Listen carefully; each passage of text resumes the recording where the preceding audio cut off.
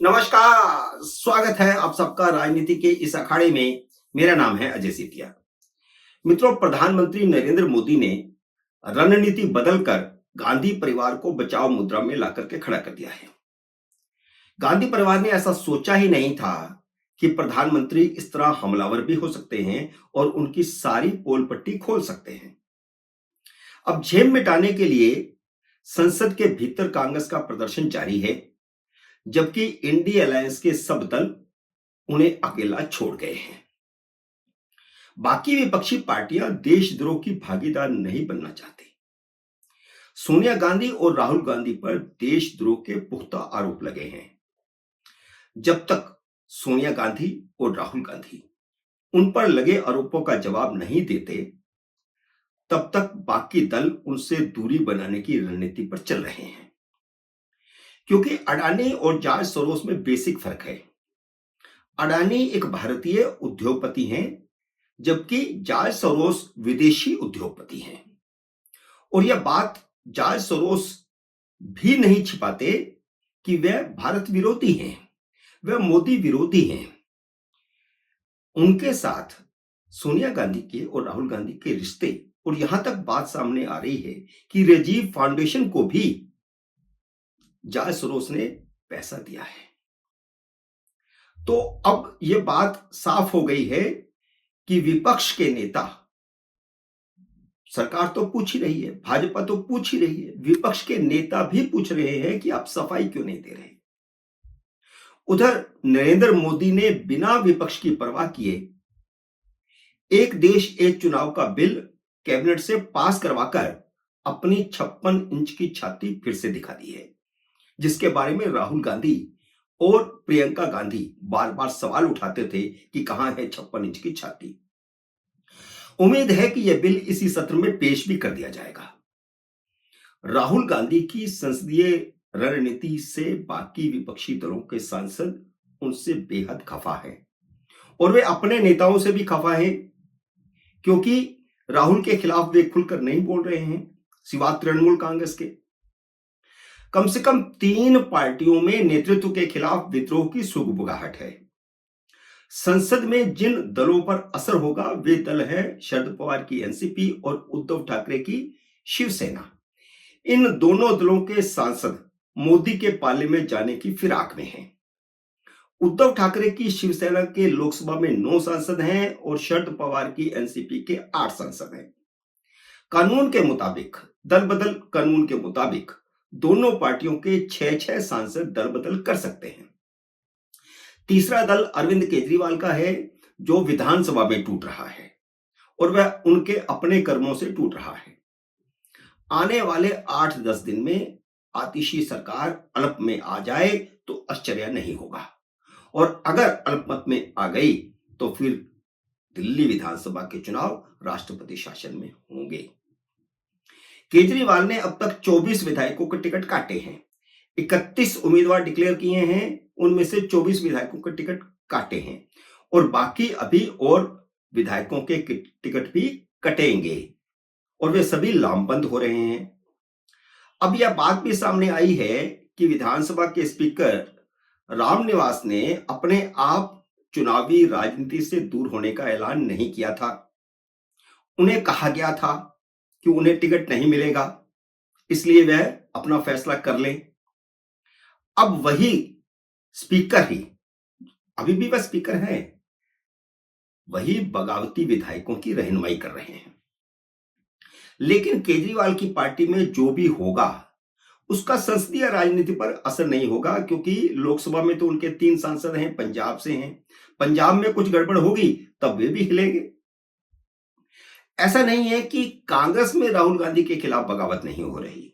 जैसा कि मैंने पहले भी जिक्र किया कि कुछ सांसद हैं जो राहुल गांधी की इस रणनीति से खुश नहीं है। गंभीरता से राजनीति करने वाले वरिष्ठ कांग्रेसी नेता राहुल गांधी की हंगामा करने वाली राजनीति से खफा है, और उनमें कुछ सांसद भी हैं, जैसे शशि थरूर। शशि थरूर विदेश मामलों की स्थायी समिति के अध्यक्ष हैं।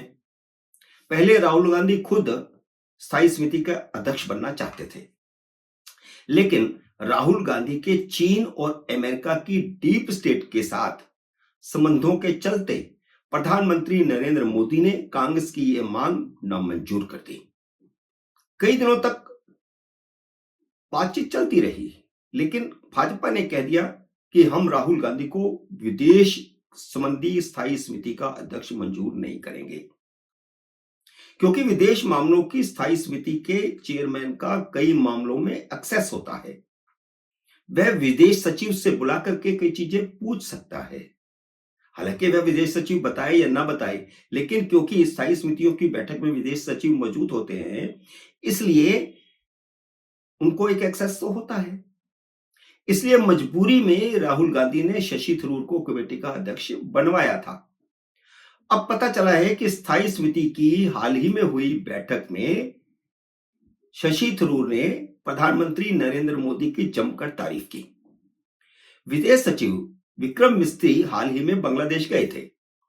बैठक में उन्होंने बांग्लादेश में हुई उनकी बातचीत का ब्यौरा दिया, प्रधानमंत्री ने उन्हें क्या निर्देश दिए थे उसका ब्यौरा दिया, जिस पर शशि थरूर ने मोदी सरकार के कदमों की सराहना की। दूसरी तरफ राहुल गांधी अपनी बचकानी हरकतों से इंडिया अलायंस में ही अलग थलग पड़ गए हैं। प्रधानमंत्री विपक्ष के नेताओं का दिल जीत रहे हैं और राहुल गांधी इंडिया अलायंस के नेताओं में ही अलग थलग पड़ गए हैं। बाकी दल राहुल गांधी के अडानी फोबिया से तंग आ चुके हैं। संभल जाने की कोशिश के बाद हाथरस जाकर राहुल गांधी ने अखिलेश यादव के दलित वोट बैंक में सेंध लगाने की कोशिश की है। अडानी के मुद्दे पर जो टकराव उनका चल रहा है, लेकिन इधर जो राजनीति हो रही है उसमें भी अखिलेश यादव को पिंच करने की कोशिश कर रहे हैं बार बार राहुल गांधी। राहुल गांधी ने यह बताने की कोशिश की है कि अखिलेश यादव यूपी के दलितों की आवाज नहीं उठा रहे, जबकि वह उत्तर प्रदेश जाकर दलितों की आवाज उठा रहे हैं। राहुल गांधी ने पहले अखिलेश यादव के मुस्लिम वोट बैंक पर झपट्टा मारने की कोशिश की थी और अब दलित वोट बैंक पर झपट्टा मारने की कोशिश की है, जबकि अखिलेश यादव के पीडीए फार्मूले में ये दो प्रमुख अंग हैं। लोकसभा में विपक्ष का नेता बनने के बाद राहुल गांधी ज्यादा ही हवा में उड़ रहे हैं।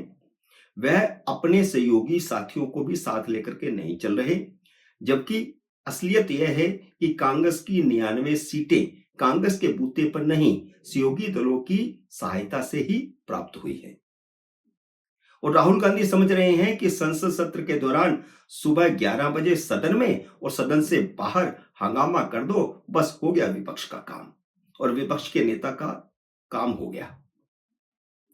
राहुल गांधी को जाकर के लाइब्रेरी में बैठना चाहिए। पिछली लोकसभा, उससे पिछली लोकसभा, उससे पिछली लोकसभा, और जब कांग्रेस विपक्ष में नहीं थी उससे पहले विपक्ष के नेता किस तरह की भूमिका निभाते थे उसके बारे में थोड़ा स्टडी करना चाहिए। राहुल गांधी अपने ही सांसदों का समय बर्बाद कर रहे हैं। सरकार को इससे कोई फर्क नहीं पड़ता। सरकार तो सारी रिपोर्टें सदन के पटल पर रख रही है, जो जरूरी होता है बिल भी पास करवा रही है, हंगामे में ही करवा रही है। पर अब उम्मीद करनी चाहिए कि 13 और 14 दिसंबर को लोकसभा चलेगी और 16 और 17 को राज्यसभा भी चलेगी, क्योंकि इन चारों दिनों में संविधान पर और वह भी विपक्ष की मांग पर बहस होगी। सरकार ने तो बर्बाद समय की भरपाई के लिए शनिवार को भी बैठक बुला ली है, जबकि शनिवार और इतवार को संसद नहीं बैठती।